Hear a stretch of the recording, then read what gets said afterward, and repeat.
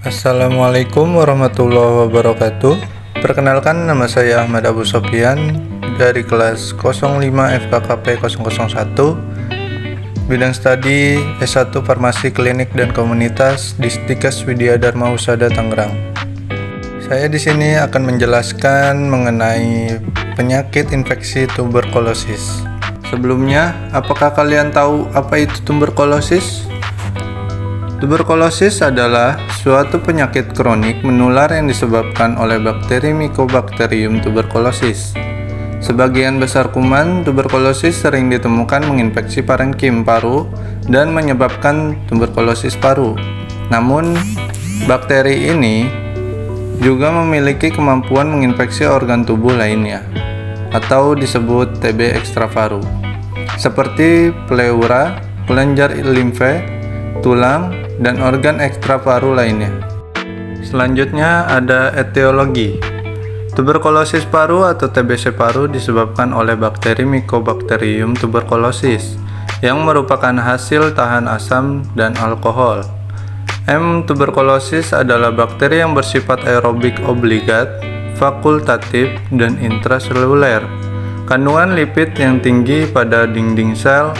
M. tuberkulosis menyebabkan bakteri ini dapat resisten terhadap beberapa jenis antibiotik dan sulit diwarnai dengan pewarnaan geram atau pewarnaan lainnya. M. tuberkulosis dapat bertahan dalam kondisi asam dan basa yang ekstrim.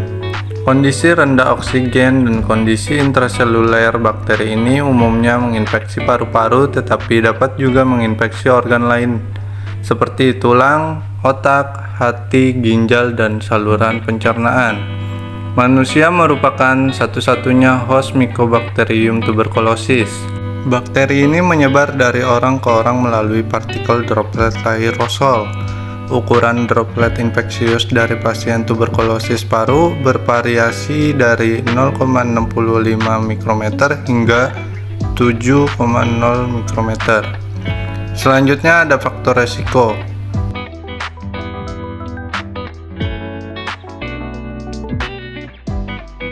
Terdapat beberapa kelompok orang yang memiliki resiko lebih tinggi untuk mengalami penyakit tuberkulosis.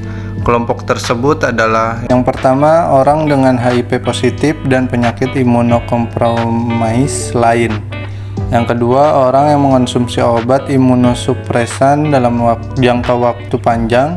Yang ketiga, perokok. Yang keempat, konsumsi alkohol tinggi. Yang kelima, anak usia kurang 5 tahun dan lansia.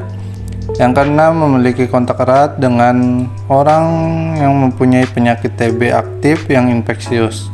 Yang ketujuh, berada di tempat dengan risiko tinggi terinfeksi tuberkulosis. Contohnya, lembaga pemasyarakatan, fasilitas perawatan jangka panjang. Yang kedelapan, petugas kesehatan. Selanjutnya, manifestasi klinis. Gejala penyakit TB tergantung pada lokasi lesi sehingga dapat menunjukkan manifestasi klinis sebagai berikut. Yang pertama, batuk kurang lebih 2 minggu.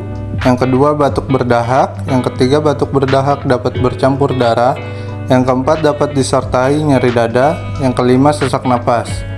Dengan gejala lain meliputi: yang pertama, malaise, yang kedua, penurunan berat badan, yang ketiga, menurunnya nafsu makan, yang keempat, menggigil, yang kelima, demam, yang terakhir, berkeringat di malam hari.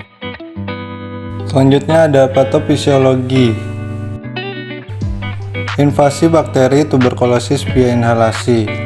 Lalu ada infeksi primer. Bisa menjadi penyebaran bakteri secara bronkogen, limfogen, dan hematogen, atau juga bisa sembuh. Lalu ada sembuh dengan fokus GON. Ini ada infeksi pasca primer. Lalu ada bakteri domain. Bakteri muncul beberapa tahun kemudian. Lalu ada reaksi infeksi atau inflamasi membentuk kavitas dan merusak parenkim. Lalu ada 3 jalur. Yang pertama, edema trakea atau pharyngeal, peningkatan produksi sekret. pecahnya pembuluh darah jalan napas. Lalu ada batuk produktif, batuk darah, sesak napas, penurunan kemampuan batuk efektif. Lalu ada ketidakaktifan kebersihan jalan nafas, resiko tinggi sufokasi. Selanjutnya reaksi sistematis, anoreksia, mual, demam, penurunan berat dan kelemahan. Lalu intake nutrisi tidak adekuat, tubuh makin kurus, ketergantungan aktivitas sehari-hari, kurangnya pemenuhan, istirahat dan tidur, kecemasan, kurangnya informasi. Lalu perubahan pemenuhan nutrisi kebutuhan, gangguan pemenuhan ADL, gangguan pemenuhan istirahat tidur, kecemasan, ketidaktahuan pemenuhan informasi. Selanjutnya penurunan jaringan efektif paru, atelektasis, kerusakan membran alveolar kapiler, merusak pleura, dan perubahan cairan intrapleura. Lalu komplikasi TB paru, efusi pleura, pneumothorax, lalu sesak napas, penggunaan otot bantu napas, dan pola napas tidak efektif. Lalu pola napas tidak efektif, gangguan pertukaran. Selanjutnya tata laksana. Obat anti tuberkulosis atau disebut OAT adalah komponen terpenting dalam pengobatan TB. Pengobatan TB merupakan salah satu upaya paling efisien dan mencegah penyebaran lebih lanjut dari bakteri penyebab TB. Tahapan pengobatan TB terdiri dari 2 tahap, yaitu yang pertama, tahap awal pengobatan diberikan setiap hari. Paduan pengobatan pada tahap ini adalah dimaksudkan untuk secara efektif menurunkan jumlah kuman yang ada dalam tubuh pasien dan meminimalisir pengaruh dari sebagian kecil kuman yang mungkin sudah resisten sejak sebelum pasien mendapatkan pengobatan. Pengobatan tahap awal pada semua pasien baru harus diberikan selama 2 bulan.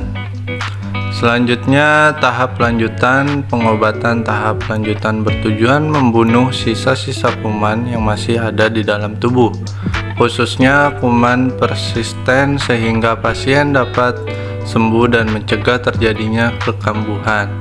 Durasi tahap lanjutan selama 4 bulan. Pada fase lanjutan seharusnya obat diberikan setiap hari. Selanjutnya ada pengobatan secara farmakologi dan non-farmakologi. Pengobatan TB lini pertama untuk dewasa yaitu 2-RHZE atau 4-RH, artinya 2 bulan fase awal dengan rifampicin, isoniazid, pirazinamid, dan etambutol. Kemudian 4 bulan fase lanjutan dengan rifampicin dan isoniazid. Selanjutnya ada dosis rekomendasi OAT lini pertama untuk dewasa. Isoniazid itu dosis hariannya 5 mg, dosis maksimumnya 300. Dosis 3 kali per minggunya 10 mg atau 8 sampai 12 mg, maksimumnya 900. Rifampicin itu 10 mg atau 8 sampai 12 mg, dosis maksimumnya 600. Dosis miligramnya itu 10, maksimumnya 600. Pirazinamid itu 25 mg, 3 kali per minggunya 35 mg. Etambutol itu 15 mg, 3 kali per minggunya 30 mg. Lalu streptomycin itu 15 mg, dosis hariannya 3 kali per minggunya itu 15 mg. Anak yang lebih kecil umumnya memiliki jumlah kuman yang jauh lebih sedikit, sehingga transmisi kuman TB dari pasien anak juga lebih rendah. Serta rekomendasi pemberian 4 macam OAT pada fase insentif tidak sekuat pada orang dewasa kecuali pada BTA positif, TB berat, dan adult type TB. Terapi TB pada anak dengan BTA negatif menggunakan paduan INH, rifampicin, dan pirazinamid pada fase inisial 2 bulan pertama. Kemudian diikuti oleh rifampicin dan INH pada 4 bulan fase lanjutan. Resistensi kuman M. tuberkulosis terhadap OAT atau disebut obat antituberkulosis adalah keadaan saat kuman sudah tidak dapat lagi dibunuh dengan OAT. Berikut ini kategori resisten OAT. Yang pertama, TB resisten rifampicin atau disebut TBRR. Resisten terhadap rifampicin, monoresisten, poliresisten, TBMDR, TBXDR yang terdeteksi menggunakan metode fenotip atau genotip dengan tanpa resisten OAT lainnya. Selanjutnya, multidrug resisten atau disebut MDR, resisten terhadap isoniazid dan rifampicin dengan tanpa obat lini pertama yang lain, misal resisten HR, HRE, dan HRES. Selanjutnya, pre-extensive drug resistant atau disebut pre-XDR. TBMDR disertai resistensi terhadap salah satu obat golongan fluoroquinolone atau salah satu dari OAT injeksi lini kedua atau capreomycin, kanamycin, dan amikacin. Selanjutnya, extensive drug resistant atau disebut XDR. TBMDR disertai resistensi terhadap salah satu obat golongan fluoroquinolone dan salah satu obat dari OAT injeksi lini kedua atau disebut capreomycin, kanamycin, dan amikacin. Selanjutnya ada pengobatan non-farmakologi. Yang pertama, konseling mengenai tuberkulosis. Selanjutnya, konseling untuk melakukan kontrol rutin dan mengambil obat di puskesmas jika obatnya habis. Konseling mengenai jadwal pemeriksaan dahak. Konseling kepada pasien untuk makan makanan yang bergizi berupa tinggi kalori dan tinggi protein. Selanjutnya, konseling untuk mengalihkan stres psikososial dengan hal-hal bersifat positif. Selanjutnya, edukasi mengenai gaya hidup sehat dan fungsi dari ventilasi rumah. Selanjutnya, yang terakhir, konseling kepada pasien efek samping obat yang timbul seperti buang air kecil, akan berwarna merah, yang menandakan itu bukanlah darah, hanya menandakan reaksi obat. Selain itu juga bisa timbul gatal-gatal dan kepala terasa pusing. Hal ini dilakukan agar pasien tetap minum obatnya dan tidak berhenti minum obat. Terima kasih. Wassalamualaikum warahmatullahi wabarakatuh.